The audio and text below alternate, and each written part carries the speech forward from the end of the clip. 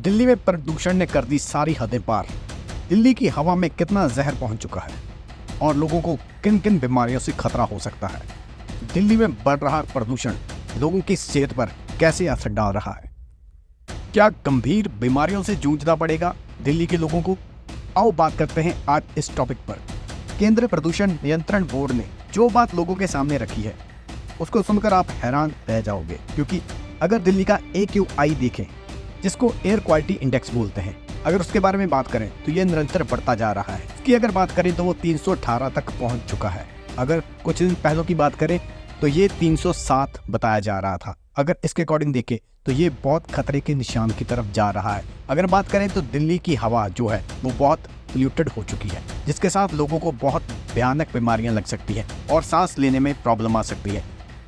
दिल्ली के आनंद विहार इलाके में सबसे गंदी हवा आज पाई गई थी, जिसका AQI 377 पाया गया था। भारत में अगर बात करें AQI की, यानी कि एयर पोल्यूशन इंडेक्स की बात करें, तो वो 6 पार्ट में बांटा गया है, जिससे हम पता करते हैं कि कहाँ की हवा बहुत ज़्यादा पोल्यूटेड है और कहाँ की कम। इसको अगर देखिए, जिसको 0 से 50 तक अच्छी हवा माना जाता है और जिसके बाद 51 से 100 तक जो हवा होती है उसको ठीक ठाक माना जाता है, जिसमें कोई ज़्यादा हानिकारक तत्व नहीं होते। इस प्रकार 100 से 200 तक देखें तो ये मध्यम होती है, जिसमें हवा की पोल्यूशन जो होता है वो मध्यम माना जाता है। और उसके बाद जो 200 से लेकर 300 तक माना जाता है, उस हवा की बात करें तो उसको खराब कैटेगरी में रखा जाता है, जो कि 200 से 300 तक आती है। और इसी प्रकार अगर 300 से 400 तक देखा जाए तो उसे बेहद खराब हवा में माना जाता है। जो वो पोल्यूशन माना जाता है वो बेहद खराब में माना जाता है। और इसी प्रकार जब ये श्रेणी 400 से 500 तक पहुंच जाती है तो ये बहुत खराब हो जाती है, जिसको माना जाता है कि बेहद खतरनाक हवा।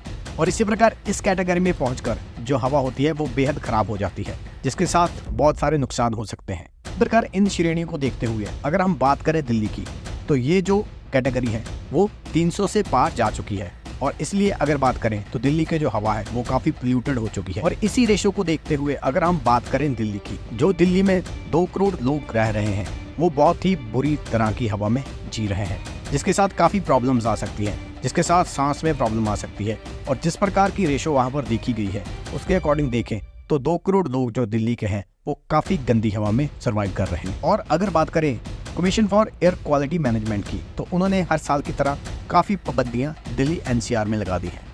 ये जो पाबंदियां लगाई गई हैं वो ग्रेड 2 की कैटेगरी में आती है, जिसके अकॉर्डिंग जिन चीज़ों पर रोक लगनी है उसमें डीजल जनरेटर चलाने पर रोक लगा दी गई है। और इसी प्रकार प्राइवेट गाड़ियाँ कम चलें, इसी के लिए पार्किंग में भी इजाफा कर दिया गया है। और इसी के साथ CNG और EV मोटर्स और मेट्रो को यूज़ करने के लोगों को कहा गया है। इसी के साथ RWA को ये कहा गया है कि अपने जो गार्ड हैं उनको हीटर दे दें, ताकि वो आग जलाकर लकड़ी कोयले जैसी चीज़ों को जलाकर हीट ना करें, इसलिए उनको ये कहा गया है। और इसी के साथ नेचुरल गैस, LPG गैस जैसे इनके साथ जनरेटर चलेंगे और डीजल वाले जनरेटर नहीं चलेंगे। बात करें नोएडा और गाजियाबाद जैसे शहरों की, तो वहाँ पर जो AQI है वो 300 से नीचे है।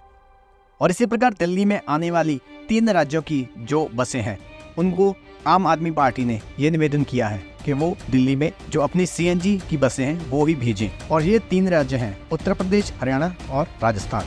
इनको दिल्ली के पर्यावरण मंत्री ने एक लेटर के जरिए ये कहा है, जो कि 3 राज्य हैं जहाँ पर BJP की सरकार है, उनको ये कहा है कि वो दिल्ली में डीजल बसें ना भेजें। और हर बार की तरह अगर इस बार भी बात करें तो ये भी कहा जाता है कि जो दिल्ली में पोल्यूशन बढ़ता है, जो दिल्ली में इतना बुरा पोल्यूशन की हालत होती है, उसका मेन कारण जो पास में पड़ते राज्यों में पराली जलाई जाती है उसको भी माना गया है। और अगर बात करें तो स्टेट पंजाब और हरियाणा में पराली जलाने की जो बातें हैं वो ज़्यादा सामने आती है। और इसी को देखते हुए सुप्रीम कोर्ट ने दोनों राज्यों को कड़ी फटकार लगाई है। साथ ही में ये कहा है कि पराली जो जलाते हैं उन पर आप सख्त कार्रवाई क्यों नहीं कर रहे हैं। इसी को देखते हुए हरियाणा सरकार ने एक्शन लेते हुए मेरी फसल मेरा ब्यौरा वेबसाइट पर जिन किसानों ने अपने खेतों में पराली जलाई है उनके नाम के आगे लाल निशान लगा दिए हैं, जिससे ये क्लियर हो रहा है कि इन किसानों ने अपने खेतों में पराली जलाई है।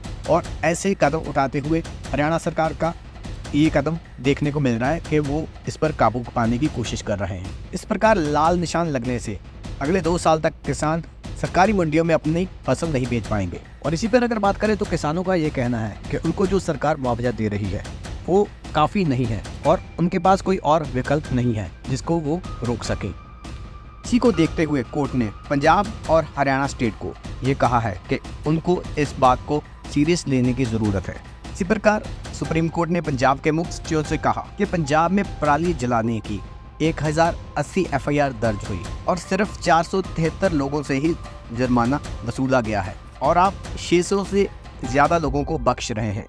इसमें सच तो ये है कि आप कानून तोड़ने वालों को संकेत दे रहे हैं कि उनके खिलाफ कोई कार्रवाई नहीं होगी। और यही कुछ पिछले 3 सालों से चल रहा है।